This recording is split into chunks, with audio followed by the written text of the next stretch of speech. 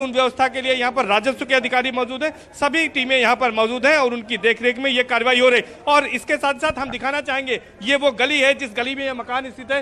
तमाम लोग इस कार्रवाई को अपने घरों की बालकनी से, छतों से देख रहे हैं।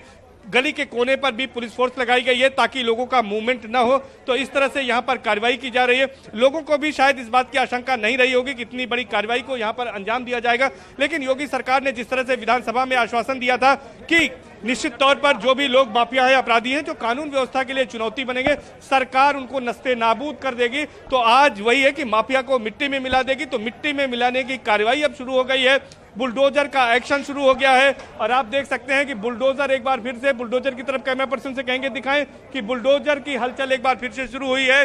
बुलडोजर फिर से घूमने जा रहा है और इस मकान का, जो कि करीब 2.5 से 3 करोड़ का बताया जा रहा है, 200 वर्ग मीटर में ये बना था, अवैध रूप से बना था, उसको आज नस्ते नाबूद किया जा रहा है, उसको आज मिट्टी में मिलाया जा रहा है। और संदेश यही है बिल्कुल। और हमने लगातार देख भी रहे हैं कि जो मेन गेट है इस पूरे मकान का, अभी उसको तोड़ा जा रहा है और अभी ये कार्रवाई हो रही है, लगातार जारी है।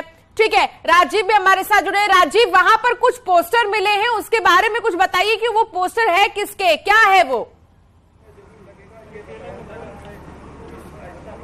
अब देखिए, इससे आप समझ सकते हैं कि क्यों इस पर कार्रवाई की जा रही है। इस मकान पर आप देख सकते हैं कि जो ये जफर है, जिसका ये घर है, उसके घर से इस तरह के सैकड़ों जो बहुजन समाजवादी पार्टी की महापौर पद की प्रत्याशी शाइस्ता परवीन यानी कि अतीक अहमद की पत्नी से जुड़े जो बैनर पोस्टर हैं वो रखे गए थे। और यह साबित करता है कि कहीं ना कहीं जो ये मकान है वो उनके संरक्षणकर्ताओं का है। और इसी के तहत आप देख सकते हैं कि सैकड़ों की संख्या में, भले ही नगर निकाय चुनाव टल गया हो, लेकिन यहां पर तैयारी थी।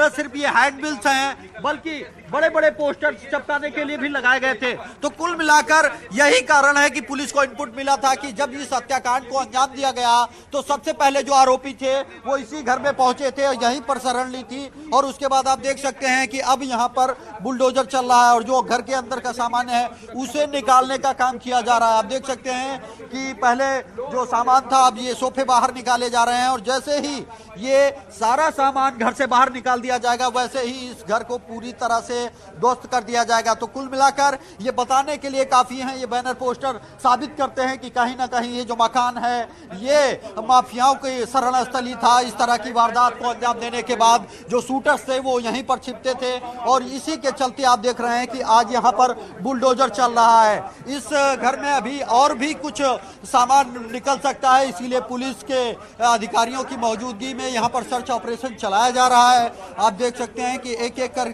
जो अंदर घर के अंदर सामान रखा गया है उसे निकाला जा रहा है। और अब क्योंकि खुद मुख्यमंत्री योगी आदित्यनाथ ने कहा है कि इस तरह के अपराधियों के खिलाफ किसी भी तरह की कोई छूट नहीं दी जा सकती और उसी के तहत आप देख सकते हैं कि भारी संख्या में मौके पर मौजूद पुलिस फोर्स की मौजूदगी में अब जो ये अपराधियों की शरण स्थली था, जो ये घर, उसे ढहाने का काम किया जा रहा है। उसके खिलाफ राजीव, बड़े बड़े माफिया, बड़े बड़े बदमाश जेल में रहकर किस तरीके से बाहर साजिश रचवाते थे, इस बात को हमने देखा। लेकिन चाहे कितना ही बड़ा अपराधी कोई क्यों ना हो, भले ही वो अंदर हो, उसके आसपास के लोगों पर गाज जरूर गिरेगी। इस कार्रवाई ने ये बता दिया है।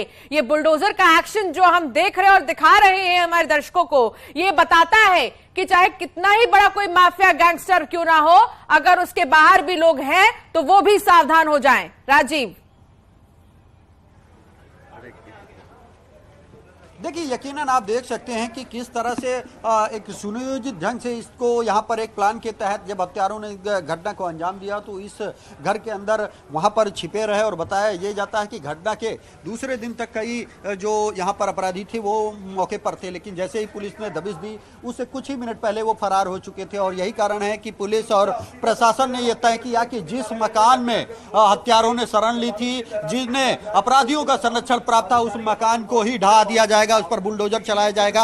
और अब आप देख सकते हैं कि इस मकान पर बुलडोजर चलाया जा रहा है। आप इसे अतीक का रसूख ही कह सकते हैं कि जो ये मकान है ये भी नियम कानून को ताक में रखकर बनाया गया है। जो इसका नक्शा है वो पूरी तरह से पास नहीं है और ये अवैध है। और यही कारण है कि जो दोस्तीकरण की कार्रवाई है, कई बार आरोप लगाता है विपक्ष की एक तरफा कार्रवाई हो रही है, लेकिन दूसरी तरफ पूरी जांच पड़ताल के बाद ही इस घर को गिराने का फैसला किया गया है। और ये एक मैसेज देने के लिए कि चाहे अपराधी कितना भी ताकतवर हो, इस सरकार में उसको राजीव, क्या अभी पुलिस प्रशासन की तरफ से कुछ भी कहा जा रहा है?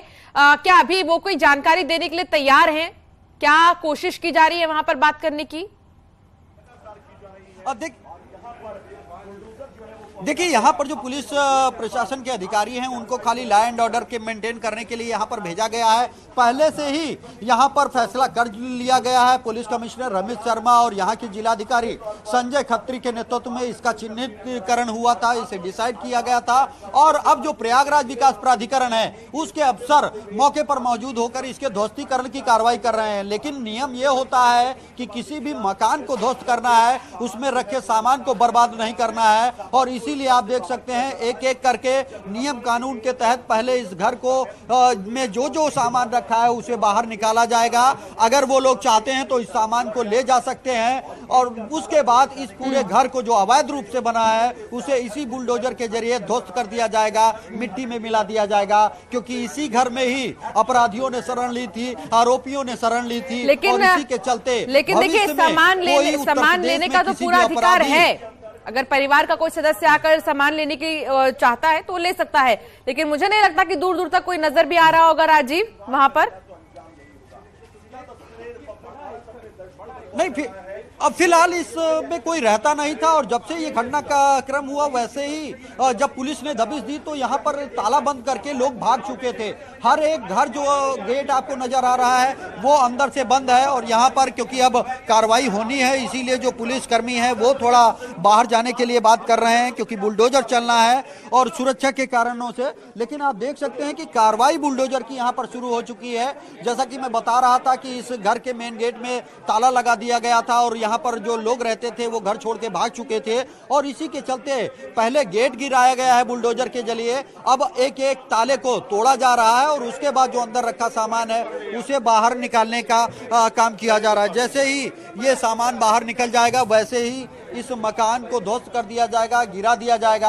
आप देख रहे हैं कि एक एक करके जो सामान है वो लगा। ठीक है राजीव, बने रहिए। राजीव, मैं दोबारा से आपके पास आऊंगी, कोशिश कीजिए कि वहां पर और भी जानकारी आप जुटा सके। लेकिन सर्वेश भी हमारे साथ जुड़े हैं। सर्वेश, देखिए, गवाह को जिस वजह से भले ही मारा गया अतीक के करीबियों की तरफ से, जिस वजह से भी, लेकिन आज जो करीबी हैं अतीक के, उनकी ही मुश्किलें उल्टा बढ़ गई हैं।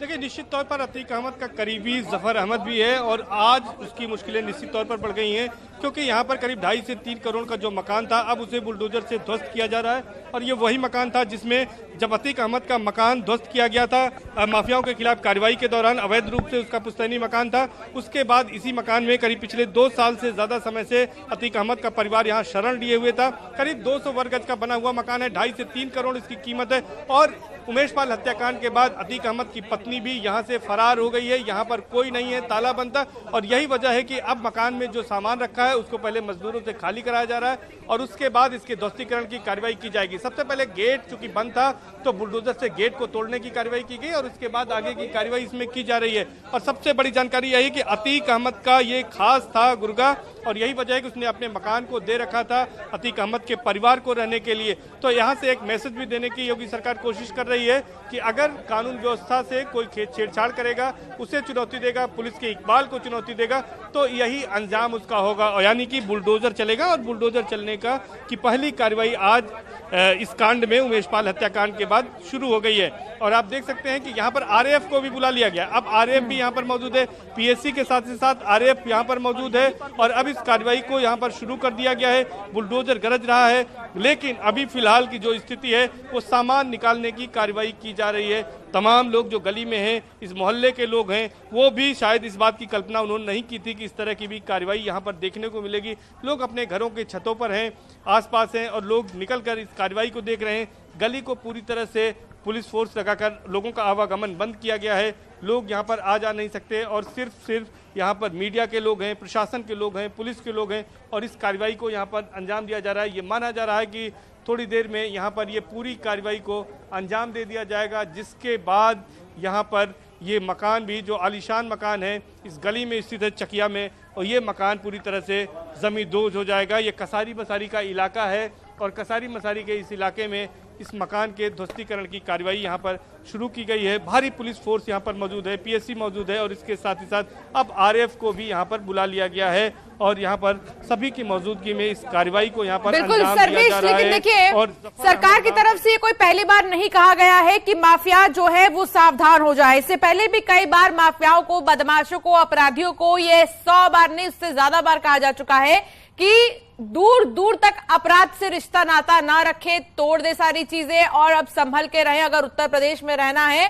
तो अच्छे से रहना है। मुझे याद है चुनाव के समय भी, जब मार्च में चुनाव होने वाले थे और उस वक्त भी यही कहा था मुख्यमंत्री ने कि अगर अपराधी अपराध करने की कोशिश भी करता है तो उसकी 7 पीढ़ियां याद रखेंगी, जो एक्शन लिया जाएगा वो 7 पीढ़ियां याद रखेंगी। बावजूद इसके आखिर क्या वजह है जो माफिया इतने बाहर आ जाते हैं पूरे हिम्मत के साथ?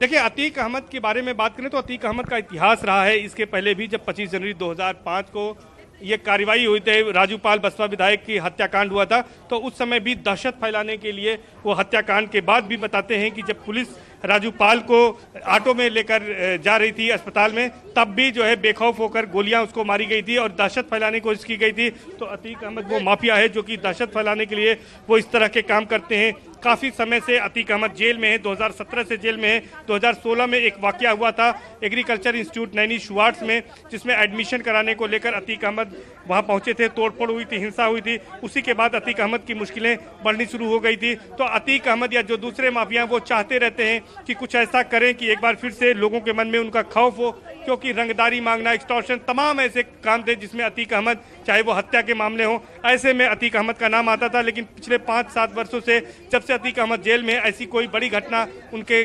गुर्गों द्वारा नहीं की गई थी। तो शायद एक बार फिर से दहलाने की कोशिश थी, लोगों में खौफ पैदा करने की कोशिश थी। और सबसे बड़ी बात है कि उमेश पाल अपहरण कांड में, जिसमें अब ट्रायल अंतिम दौर में था, उसमें अभियोजन पक्ष की गवाही हो चुकी थी, बहस हो चुकी थी और जो बहस इसमें होनी थी वो बहस अब सिर्फ बचाव पक्ष की ओर से होनी थी और इसके बाद इसमें सजा मुकर्रर की जानी थी, यानी सजा हो जाती। तो उसके पहले इस घटना को अंजाम देने की कोशिश की गई है। गवाह को और वादी भी थे उमेश उत्पाल में अपहरण कांड में, उनको हटाने की साजिश की गई ताकि लोगों के मन में भी एक बार फिर से अतीक गैंग का खौफ हो। और उसी की वजह से लगता है, मेरा ऐसा मानना है कि इस वारदात को अंजाम दिया गया है कि ताकि एक बार फिर से अतीक का जो नाम का सिक्का चलता था, 3 दशक तक यहाँ राजनीति में भी रहा, अपराध की दुनिया में रहा, तो वो एक बार फिर से लोगों के मन में खौफ पैदा करने के लिए इस तरह की घटनाएं की जाती हैं। उनको भी ये पता है कि योगी सरकार है, कार्रवाई जरूर होगी, लेकिन बेखौफ होकर उनके सामने भी शायद है कि अब कोई विकल्प नहीं था। जिस तरह से माफियाओं की कमर तोड़ी गई थी तो इस घटना को अंजाम दिया, लेकिन अब सरकार का जो एक्शन है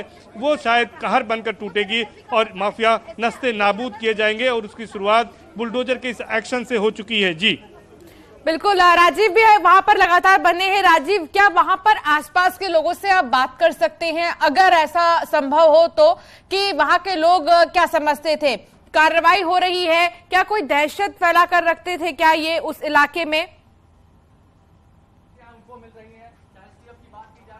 देखिए, अगर हम बात करें तो आप देख सकते हैं कि यहाँ पर जो कार्रवाई शुरू हुई है उसके बाद सभी लोगों ने अपना गेट बंद कर रखा है। यहाँ पर भी कई बार नॉक करने के बाद आप देख रहे हैं कि अंदर जो गेट है यहाँ से कोई निकलने को तैयार नहीं है, बात करने को तैयार नहीं है। जबकि दूसरी ओर घर की बात करें तो यहाँ पर भी लोगों ने अपना अंदर से गेट बंद कर रखा है। कई बार प्रयास किया गया, आप देख सकते हैं कि यहाँ पर नॉक भी किया गया, लेकिन कोई भी शख्स, चाहे ऊपर से जो कुछ लोग अभी देख भी रहे थे, लेकिन मीडिया के सामने बात करने को तैयार नहीं है, कोई बात शेयर करने को तैयार नहीं है। तो आप ये कह सकते हैं कि कहीं ना कहीं ये अतीक अहमद और उनकी फैमिली का ही खौफ है कि भले ही जो पड़ोसी हों वो उनके साथ रहते हों, लेकिन वो इस मामले में अब कुछ भी बात करने को तैयार नहीं है। आप देख सकते हैं कि जिस तरह से इस घटना क्रम को अंजाम दिया गया, हत्याकांड को अंजाम दिया गया, उसको पूरे देश प्रदेश ने देखा कि कितने बेरहमी से एक सोची समझी रणनीति के तहत बमों से हमला कर, गोलियों से ताबड़तोड़ फायरिंग कर उमेश पाल की हत्या की गई और साथ ही साथ जो सुरक्षा कर्मी था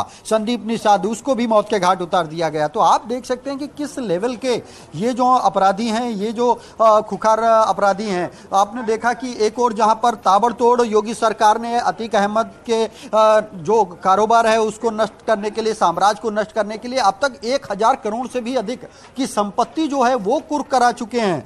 अब तीक अहमद जेल में है, उसका भाई अशरफ जेल में है, उसके दोनों बेटे बड़े उमर अहमद वो भी जेल में है, और जो 2 बच्चे हैं जो अभी नाबालिग बताए जाते हैं वो पुलिस हिरासत में है, और एक जो मुख्य मास्टरमाइंड है असद अहमद जिसने इस घटना को लीड किया, इस हत्याकांड को लीड किया, वो अभी फरार है, जिसकी तलाश में लगातार उत्तर प्रदेश पुलिस और एसटीएफ की करीब 18 से अधिक टीमें दबिश दे रही हैं। और दूसरी ओर ये कार्रवाई की जा रही है, बुलडोजर चलाया जा रहा है, क्योंकि इस मकान के अंदर अभी भी कुछ सामान है उसे निकाला जाना बाकी है। जैसे ही जी ठीक